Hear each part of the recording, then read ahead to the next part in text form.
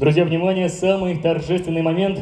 Имя победителя, который завоевал Гран-при. По итогам всех обсуждений, работ Всероссийского конкурса исследовательских работ «Моя земля в цифровой проекции», Гран-при награждаются представители Самарской области, Ставропольский район, город Тольятти, научный руководитель Житинев Тимофей Евгеньевич, а победительница Кадочикова Анастасия Леонидовна.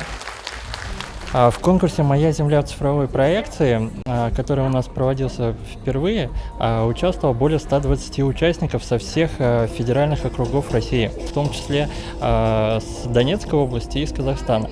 Принимали участие в 5 номинациях. Это «Мой соотечественник», «Наследники ремесел», «Мой учитель», «Моя земля в памятниках истории и культуры» и «Моя семья». Жюри конкурса оценивало оригинальность видеоролика и саму уже исследовательскую работу участника. По этим критериям были выведены у нас финалисты и призеры конкурса.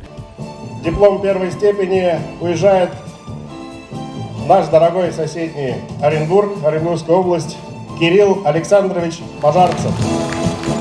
Но наша задача как раз-таки приобщить людей именно к истории своего родного края.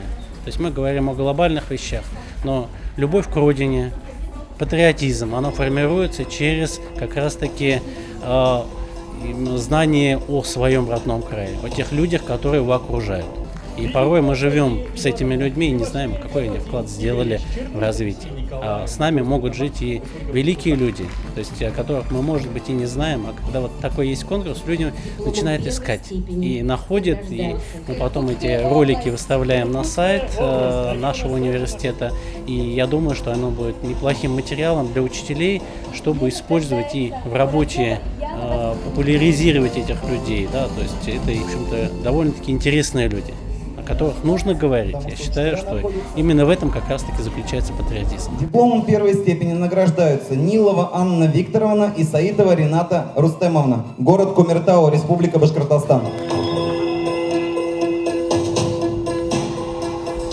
Так, дипломом первой степени награждается Кочелаева Камила Алексеевна, город Октябрьский, Республика Башкортостан, научный руководитель Бекбаева Оксана Ивановна. Мечта сбывается